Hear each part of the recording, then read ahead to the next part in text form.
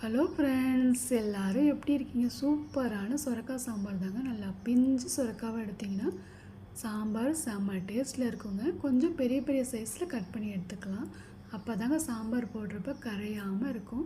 தேவையான பொருட்கள் பார்த்திங்கன்னா பச்சை மிளகாய், பூண்டு, வெங்காயம், கட்டி பெருங்காயம், தக்காளி, புளி ஒரு நெல்லிக்காய் சைஸ் அளவு புளி எடுத்திருக்கேன்.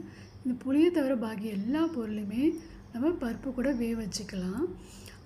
சுரக்காவும் இது கூட சேர்த்துக்கோங்க. மஞ்சத்தூள் சேர்த்துக்கோங்க, உப்பு சேர்த்துக்கலாம், மிளகாய்த்தூள், மல்லித்தூள் எல்லாம் சேர்த்து நல்லா காய்கறி ஒரு 10 நிமிஷம் கொதித்து நல்லா வேகணுங்க. அதுக்கப்புறமா தான் நம்ம புளி சேர்க்கணும். புளி முன்னாடி எதுவும் சேர்த்துட வேணாம். ஒரு 10 நிமிஷம் நல்லா கொதித்து வேகட்டும். வெந்ததுக்கப்புறமா நம்ம புளி சேர்த்துக்கலாம். பாருங்கள் எந்த அளவுக்கு சூப்பராக நல்லா காய் வெந்து வந்திருக்குன்னு. புளியை சேர்த்துட்டு தாளிக்கிறதுக்கு பார்த்திங்கன்னா வெங்காயம், பட்டை மிளகாய், கருவேப்பிலைங்க, ஜீரகம், கடுகு, கொஞ்சமாக வெந்தயம் சேர்த்துக்கோங்க. சூப்பராக இருக்கும் ஃப்ளேவரு. கருவேப்பிலை, வெங்காயம், பட்டை மிளகாய் எல்லாம் சேர்ந்து நல்லா பொரிஞ்சதுக்கப்புறமா கொஞ்சமாக சாம்பார் தூள் சேருங்க. சாம்பார் செம்ம டேஸ்ட்டில் இருக்கும். லாஸ்ட்டாக சாம்பார் தாளித்து போடுறப்ப செம்ம ஸ்மெல்லில் இருக்குங்க. செஞ்சு பாருங்கள். பிடிச்சிருந்தா லைக் அண்ட் ஷேர், சப்ஸ்கிரைப்.